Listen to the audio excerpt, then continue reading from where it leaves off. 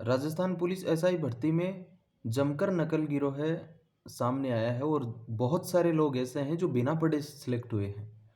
हर एक चीज़, हर एक सबूत के साथ लोगों के सामने पेश हो रही है, लेकिन फिर भी लोग मानने के लिए पता नहीं क्यों तैयार नहीं।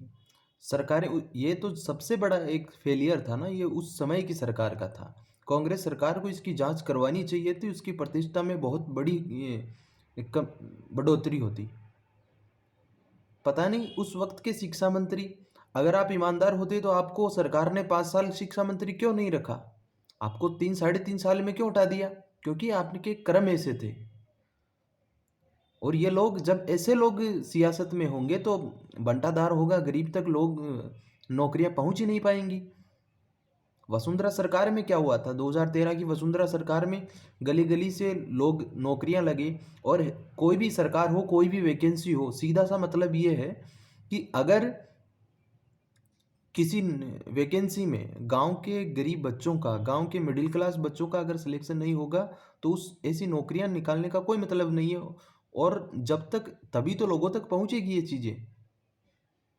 आप पैसे लेके लोगों को मुसल्लत कर रहे हो। जो 25 लाख दे के आरएस बन रहे हैं, आरएस बन रहे थे 2018 की भर्ती में, जो 15 लाख दे के ऐसा ही बन रहे हैं, वो क्या खाक न्याय करेंगे जनता के साथ? फिर आप कहते हो कि साहब 10-10 हज़ार रुपए की घूस लेते हैं हमारे से। नहीं लेंगे तो क्या करेंगे ये लोग? यही तो करेंगे ना। ये तो ऑलमोस्ट बैठ ही गए थे थानेदार की कुर्सी पर। 1 महीने का ही तो समय बाकी था। ये तो भला हो एडीजी विक्की सिंह का, जो एसओजी के नए एडीजी थे, उन्होंने अच्छी कार्रवाई करी है। और कार्रवाई तो सराहनीय है, लेकिन इस पर आगे क्या होगा ये बड़ा दिलचस्प देखने लायक है, क्योंकि इनके लोग बड़ी गहराई तक मिले हुए हैं नकल गिरोह से। जरा सोचिए, एक विडंबना, एक दिमाग में एक बात को लेकर आई है, जिन इन लोगों के पास यहाँ तक व्यवस्था थी कि अगर आपको पेपर याद नहीं हो रहा है तो हम उस आपकी जगह पे डमी कैंडिडेट बिठा देंगे जो कि आपका सिलेक्शन करवाएगा। यहाँ तक इन लोगों के पास फैसिलिटीज अवेलेबल थी, लेकिन उसके रेट ज़्यादा थे।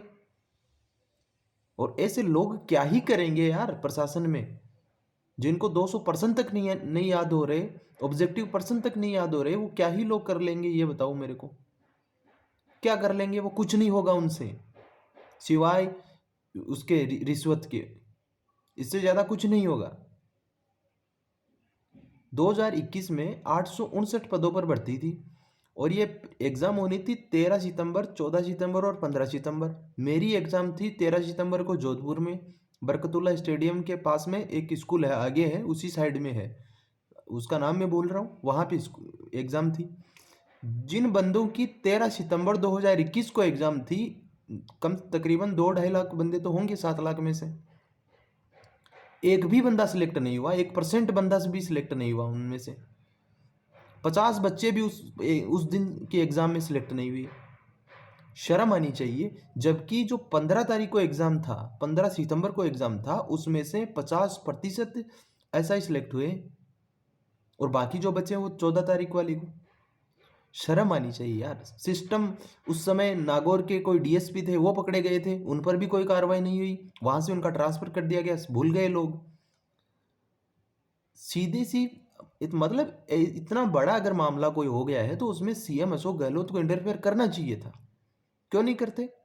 भजन लाल जी ने कुछ अलग थोड़ी किया है। अच्छे लोग आपके पास भी थे। दिनेश अहमद बड़े शानदार ऑफिसर थे। कन्हैयालाल केस में आपने उनको छुट्टी से वापस बुला लिया था। क्या ये ऐसे केसों की जांच आप उन्हें नहीं दे सकते थे? कितने शानदार ऑफिसर है दिनेश अहमद। भले वो किसी सरकार ने उनको जेल में रखा होगा, लेकिन जरा सोचिए, उनके काम को देखिए।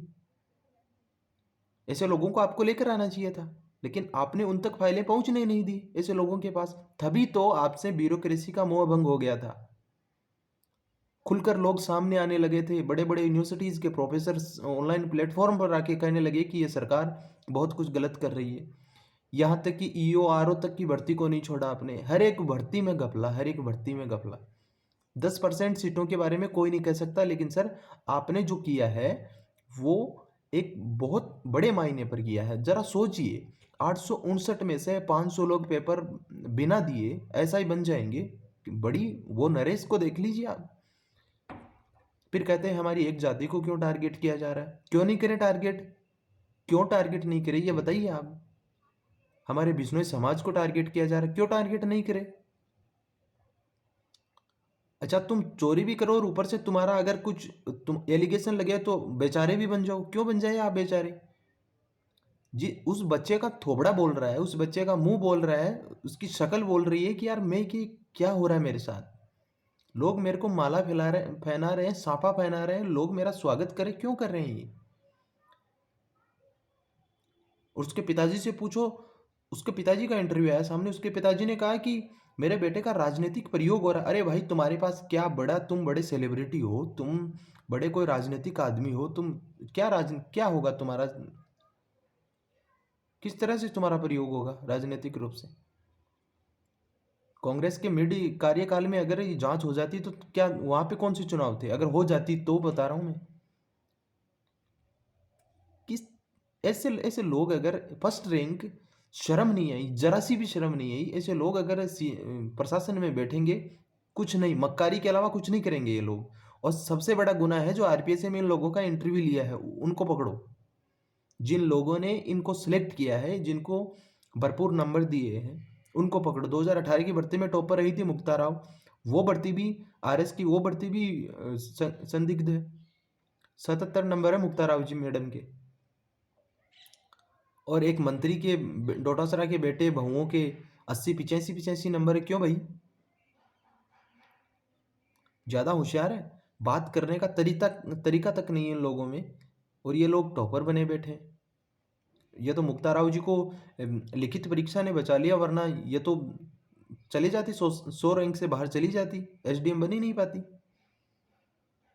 तो ये सारी चीजें रुकनी चाहिए थी ना, बड़े पैमाने पर रुकनी चाहिए थी।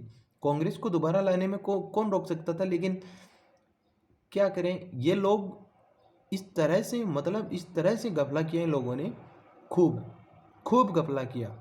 हर एग्जाम, इस एग्जाम की जांच तह तक होनी चाहिए। अब आरएस के साथ एसआई को मिला दिया है। ये ये सबसे बड़ी बढ़िया काम कर गए ये लोग। है तो नेता ही ना, है तो नेता ही, लेकिन कर गए। अब रोक लो इन्हें, कुछ ना कुछ तो करना था।